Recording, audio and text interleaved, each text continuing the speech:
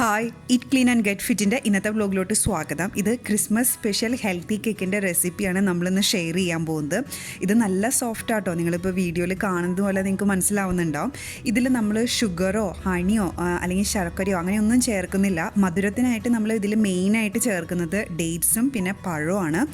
ഇതിൽ വേണ്ട എല്ലാ ഇൻഗ്രീഡിയൻസും ഇപ്പോൾ നിങ്ങളുടെ വീട്ടിൽ തന്നെ ഓൾറെഡി കാണും. ഉണ്ടാക്കിയെടുക്കാനും നല്ല എളുപ്പമാണ്. അപ്പോൾ നമുക്ക് ഈ കേക്ക് എങ്ങനെയാണ് ഉണ്ടാക്കുന്നതെന്ന് കണ്ടു നോക്കാം. ആദ്യമേ തന്നെ ഒരു കപ്പ് ഡേറ്റ്സ് ചോപ്ഡ്, അതിലെ കുരുവൊക്കെ കളഞ്ഞ് നിങ്ങളിപ്പോൾ വീഡിയോയിൽ കാണുന്നത് പോലെ ചെറുതായിട്ട് അരിഞ്ഞിരിക്കുന്നത്, അതിലോട്ട് 1/4 കപ്പ് തിളപ്പിച്ച വെള്ളം ചേർത്ത് കൊടുക്കാം. വെള്ളം ചേർത്ത് ആ ചൂടോടുകൂടി തന്നെ ചേർത്ത് കൊടുക്കണം കേട്ടോ. ഇതിലെ ഡേറ്റ്സ് എല്ലാം ആ വെള്ളത്തിൽ മുങ്ങിക്കിടത്തിട്ടുണ്ടെന്ന് ഉറപ്പ് വരുത്തുക. ഇനി ഇതൊരു 10-15 മിനിറ്റ് ഇങ്ങനെ റെസ്റ്റ് ചെയ്യട്ടെ. അപ്പോഴത്തേക്കും നമുക്ക് ഡ്രൈ ഇൻഗ്രീഡിയൻസ് റെഡിയാക്കാം. ഡ്രൈ ഇൻഗ്രീഡിയൻസ് റെഡിയാക്കുന്നതിന് വേണ്ടിയിട്ട് ഒരു ബൗളിലോട്ട് ഏകദേശം 1.5 കപ്പ് ഗോതമ്പ് പൊടി ചേർത്ത് കൊടുക്കുക. നന്നായിട്ട് മെഷർ ചെയ്ത് വേണം കേട്ടോ ചേർത്ത് കൊടുക്കാൻ, കണക്കിന് എടുത്തേക്കരുത്. ഇനി ഇതിലോട്ട് ചേർത്ത് കൊടുക്കാൻ പോകുന്നത് 1.5 ടീസ്പൂൺ ബേക്കിംഗ് പൗഡർ. ഒന്നുകൂടെ ഓർമ്മിപ്പിക്കുകയാണ്, 1.5 ടീസ്പൂൺ ബേക്കിംഗ് പൗഡർ. ഇനി ഇതിലോട്ട് ചേർത്ത് കൊടുക്കേണ്ടത് 1/2 ടീസ്പൂൺ ബേക്കിംഗ് സോഡയാണ്. പിന്നെ ചേർക്കേണ്ടത് 1 ടീസ്പൂൺ സിനമൺ പൗഡർ. ഇനി ഇതിലോട്ട് നമ്മൾ ചേർത്ത് കൊടുക്കാൻ പോകുന്നത് ഈ ജാതിക്കായയുടെ പൊടിയാണ്. ഞാനിപ്പോൾ എടുത്തിരിക്കുന്നത് ഒരു ഫ്രഷ് ജാതിക്കായ നമ്മൾ ഗ്രേറ്റ് ചെയ്യുന്ന അതേൽ കുറച്ച് നേരം നമ്മളൊന്ന് ഗ്രേറ്റ് ചെയ്യുമ്പോഴത്തേക്കും നമുക്ക് അതിങ്ങനെ പൊടിയായിട്ട് വീഴും. അത് ഏകദേശം ഒരു ഫുൾ ജാതിക്കായയുടെ ഒരു 1/4 ഭാഗത്തോളം ഞാനങ്ങനെ ഗ്രേറ്റ് ചെയ്തെടുത്തിട്ടുണ്ട്. നിങ്ങളിപ്പോൾ ഉപയോഗിക്കുന്നത് ഓൾറെഡി സ്റ്റോർ ബോട്ട് പൗഡർ ആണെന്നുണ്ടെങ്കിൽ ചിലപ്പോൾ കുറച്ച് കൂടുതൽ ചേർക്കേണ്ടി വരും കേട്ടോ, ആ ഒരു ഫ്ലേവർ കിട്ടാൻ വേണ്ടിയിട്ട്. ഇപ്പോൾ ഈ വീഡിയോയിൽ കാണുന്നത് പോലെ ഇത് ഫ്രഷ് ജാതിക്കായുടെ ഏകദേശം 1/4 ഭാഗത്തോളം ഞാൻ എടുത്തിട്ടുണ്ട്.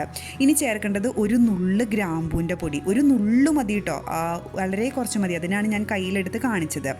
ഇനി ഇതിലോട്ട് ഒരു നുള്ള് ഉപ്പും കൂടെ ചേർത്തിട്ട് നമുക്കിതൊന്ന് നന്നായിട്ട് മിക്സ് ചെയ്ത് കൊടുക്കാം. ഈ പൊടിയെല്ലാം ഒന്ന് നന്നായിട്ട് മിക്സ് ചെയ്ത് കൊടുക്കാം. ഇനി നമുക്ക് ശരിയാക്കേണ്ടത് വെറ്റ് ഇൻഗ്രീഡിയൻസ് ആണ്. വെറ്റ് ഇൻഗ്രീഡിയൻസ് ശരിയാക്കുന്നതിന് വേണ്ടിയിട്ട് നമ്മൾ നേരത്തെ എടുത്തു വെച്ച ആ ഡേറ്റ്സിൻ്റെ മിക്സ് ഉണ്ടല്ലോ, അതിൽ നിന്ന് ഒരു 1/4 കപ്പ് വെള്ളം എടുത്ത് മാറ്റുക. കറക്റ്റ് 1/4 കപ്പ് മെഷർ ചെയ്ത് തന്നെ വേണം മാറ്റാൻ. നമുക്കിനി ഈ വെള്ളത്തിൻ്റെ ആവശ്യമില്ല, നിങ്ങൾക്കിത് സ്മൂത്തിയിലൊക്കെ ചേർത്ത് കൊടുക്കാം കേട്ടോ വെള്ളം. ഇനി എന്നിട്ട് ആ ഡേറ്റ്സും വെള്ളവും കൂടെ ബാക്കിയുള്ള ഡേറ്റ്സും വെള്ളവും കൂടെ നന്നായിട്ട് നല്ല പേസ്റ്റ് പോലെ അരച്ചെടുക്കാം. പേസ്റ്റ് പോലെ അരച്ചെടുക്കുമ്പോൾ അതിൽ ചെറിയ കഷ്ണങ്ങൾ ഉണ്ടായാലും കുഴപ്പമൊന്നുമില്ല കേട്ടോ. ഇനി അതൊരു ബൗളിലോട്ട് മാറ്റാം.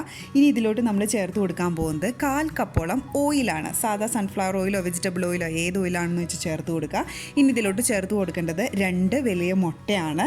ഇനി ഇതിലോട്ട് ചേർത്ത് കൊടുക്കേണ്ടത് 2 ടീസ്പൂൺ വെനില എക്സ്ട്രാക്റ്റ് ആണ്. എല്ലാം മെഷർ ചെയ്ത് തന്നെ ചേർത്ത് കൊടുക്കണം കേട്ടോ. ഇനി 2 ടീസ്പൂൺ വെനില എക്സ്ട്രാക്റ്റും ചേർത്ത് കൊടുത്തതിന് ശേഷം ഇത് നന്നായിട്ടൊന്ന് മിക്സ് ചെയ്യുക. ആ ഡേറ്റ്സിൻ്റെ മിക്സൊക്കെ ഇച്ചിരി തിക്കായിട്ടാണ് ഇരിക്കുന്നത്, അത് നിങ്ങളൊരു ഫോർക്ക് ഉപയോഗിച്ച് തന്നെ നന്നായിട്ട് മിക്സ് ചെയ്ത് കൊടുക്കുക. ഇനി ഇതിലോട്ട് നമ്മൾ ചേർത്ത് കൊടുക്കാൻ പോകുന്നത് ഒരു പഴമാണ്. ഒരെണ്ണം ഫുള്ളായിട്ട് വേണ്ട കേട്ടോ. ഇതിപ്പോൾ ഞാൻ എടുത്തിരിക്കുന്നത് റോബസ്റ്റ പഴം പോലത്തെ ഒരു പഴമാണ്. അത് അത്യാവശ്യം നല്ല വലിപ്പമുള്ള പഴമായിരുന്നു. അതിൻ്റെ ഒരു 1/2 ഭാഗം ഞാൻ ചേർത്തിട്ടുണ്ട്. ഇനി അതൊരു ഫോർക്ക് വെച്ച് നന്നായിട്ട് മാഷ് ചെയ്തെടുക്കുക. ഇത് നിങ്ങൾ മിക്സിയിലൊന്നിട്ട് പേസ്റ്റ് പോലെ അരയ്ക്കൊന്നും വേണ്ട, ഇതുപോലെ ഫോർക്ക് വെച്ച് തന്നെ മാഷ് ചെയ്തെടുത്താൽ മതി. ഒരു കാര്യം ശ്രദ്ധിക്കേണ്ടത്, നിങ്ങൾ എടുക്കുന്ന പഴം ഉണ്ടല്ലോ, ചെറിയ പഴമാണെന്നുണ്ടെങ്കിൽ, അതായത് ചെറിയ റോബസ്റ്റ് പഴമൊക്കെ വരുന്നതാണ് എടുക്കുന്നതെന്നുണ്ടെങ്കിൽ അതിൻ്റെ ഒരു 1/4 ഭാഗത്തോളം ചേർത്തോളൂ കേട്ടോ. എന്നിട്ട് ഇതുപോലെ തന്നെ മാഷ് ചെയ്ത് നന്നായിട്ട് കൊടുത്താൽ മതി.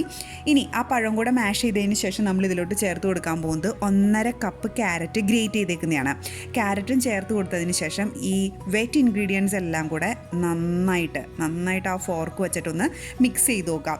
ഇനി ഇതിലോട്ട് നമുക്ക് ഡ്രൈ ഇൻഗ്രീഡിയൻസ് ചേർത്ത് കൊടുക്കാം. നിങ്ങൾ ശ്രദ്ധിക്കേണ്ട കാര്യം, ഒറ്റയടിക്ക് ആ പൊടിയെല്ലാം കൂടി ഇതിലോട്ട് ചേർത്ത് കൊടുക്കണ്ട, ഒരു 3 ബാച്ചായിട്ട് ചേർത്ത് കൊടുത്താൽ മതി. ആദ്യം ആ പൊടികളുടെ മിക്സിയിൽ നിന്ന് കുറച്ച് ചേർത്ത് കൊടുക്കുക. എന്നിട്ട് ഇതെല്ലാം കൂടി ഒന്ന് നന്നായിട്ട് മിക്സ് ചെയ്യുക. ഇതൊന്ന് നന്നായിട്ട് മിക്സായി എന്ന് ഉറപ്പ് വരുത്തിയതിന് ശേഷം മാത്രം രണ്ടാമത്തെ ബാച്ച് കുറച്ച് പൊടിയും കൂടെ ചേർത്ത് കൊടുക്കുക. വീണ്ടും ഇതുപോലെ തന്നെ നന്നായിട്ട് മിക്സ് ചെയ്ത് കൊടുക്കുക. ഇനി ഇതും നന്നായിട്ട് മിക്സ് ആയതിന് ശേഷം മാത്രം ആ 3ാമത്തെ ബാച്ച് പൊടിയും കൂടെ ചേർത്ത് കൊടുക്കുക. അങ്ങനെ ഓരോ ബാച്ചായിട്ട് ഈ ഡ്രൈ ഇൻഗ്രീഡിയൻസും വെറ്റ് ഇൻഗ്രീഡിയൻസും നന്നായിട്ടൊന്ന് മിക്സ് ചെയ്തെടുക്കുക.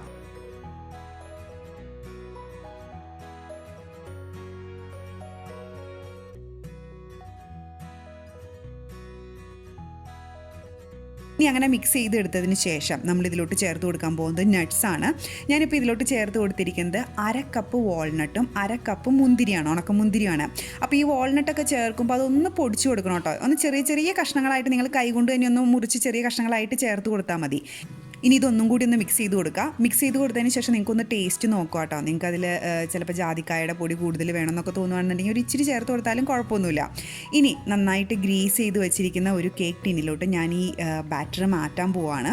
ഇനി അതെല്ലാം കൂടി ഒന്ന് മാറ്റി ഒന്ന് ആ ഫോർക്ക് വെച്ച് നിങ്ങൾ വീഡിയോയിൽ കാണുന്നത് പോലെ തന്നെ ഒന്ന് നികത്തി ഒരു ഷേപ്പിലൊക്കെ ആക്കിയതിന് ശേഷം 180 ഡിഗ്രി സെൽഷ്യസിൽ 10 മിനിറ്റ് പ്രീഹീറ്റ് ചെയ്ത അവനിൽ നമുക്ക് ഈ കേക്കിൻ്റെ ഈ ബാറ്റർ വച്ച് കൊടുക്കാം. 10 മിനിറ്റ് പ്രീഹീറ്റ് ചെയ്യാൻ മറക്കരുത് കേട്ടോ. ഇനി അത് ഈ കേക്കിൻ്റെ ടിന്ന് വച്ച് കൊടുത്തതിന് ശേഷം ഒരു 40-45 മിനിറ്റ്, അത് ഓരോരുത്തരുടെയും അവനനുസരിച്ച് ടൈം മാറും. അപ്പോൾ നിങ്ങളൊരു 40 മിനിറ്റൊക്കെ ആകുമ്പോഴത്തേക്ക് നിങ്ങളങ്ങ് ചെക്ക് ചെയ്ത് നോക്കിക്കോ. ഒരു ടൂത്ത് പിക്ക് ഇട്ട് അതിൻ്റെ മുകളിലോട്ടൊന്ന് കുത്തി നോക്കിയാൽ മതി. അപ്പോൾ അത് നല്ല ക്ലീനായിട്ട് വരുന്നുണ്ടെന്നുണ്ടെങ്കിൽ നിങ്ങൾക്ക് അതിൽ നിന്ന് മാറ്റാം. ഇനി അത് പുറത്തിറക്കി വെച്ച് ഒന്ന് നന്നായിട്ട് ചൂടാറിയതിന് ശേഷം മാത്രം ഒരു പ്ലേറ്റിലോട്ട് മാറ്റാം. ഒരു 10-15 മിനിറ്റ് ഒന്ന് വെയിറ്റ് ചെയ്യണം കേട്ടോ. അങ്ങനെ ചൂടാറിയതിന് ശേഷം ഒരു പ്ലേറ്റിലോട്ട് മാറി ശരിക്കും ചൂടാറിയതിന് ശേഷം മാത്രം ഇതൊന്ന് കട്ട് ചെയ്യാം. നിങ്ങളിപ്പോൾ ഇത് നോക്കുമ്പോൾ ഇതിൻ്റെ പുറം ഭാഗം ഭയങ്കര ഡ്രൈ ആയിട്ടായിരിക്കും ഇരിക്കുന്നത് അല്ലേ? പക്ഷേ ട്രസ്റ്റ് മീ, ഇതിൻ്റെ അകം നല്ല സോഫ്റ്റ് ആൻഡ് മോയിസ്റ്റാണ്. ഞാൻ നിങ്ങൾക്ക് കാണിച്ചു തരാം. നിങ്ങൾക്ക് ഇതിൽ നിന്ന് ഒരു പീസ് ഞാൻ മുറിച്ചെടുത്തിട്ട് ഞാൻ നിങ്ങൾക്കൊന്ന് കൈ വെച്ച് തന്നെ ഒന്ന് കാണിച്ചു തരാം. അപ്പോൾ നിങ്ങൾക്ക് മനസ്സിലാവും. അത്യാവശ്യം ടേസ്റ്റും ഒക്കെ ഉണ്ട്. നമുക്കങ്ങനെ ഷുഗർ ഇല്ല അല്ലെങ്കിൽ ഹണി അങ്ങനെയൊന്നും ചേർക്കാത്തതിൻ്റെ ഒരു ഇതുമില്ല. അത്യാവശ്യം ടേസ്റ്റൊക്കെയുള്ള ഒരു കേക്ക് തന്നെയാണ്. ഇത് ഉണ്ടാക്കിയെടുക്കാൻ നല്ല എളുപ്പമാണ്. ഇതിപ്പോൾ മുറിച്ച് കഴിയുമ്പോൾ ഞാൻ നിങ്ങൾക്ക് കാണിച്ചു തരാം കേട്ടോ. ഇതിൻ്റെ അകം നല്ല സോഫ്റ്റാണ്, നന്നായിട്ട് നല്ല മോയ്സ്റ്റായിട്ടൊക്കെ തന്നെയാണ് ഇരിക്കുന്നത്.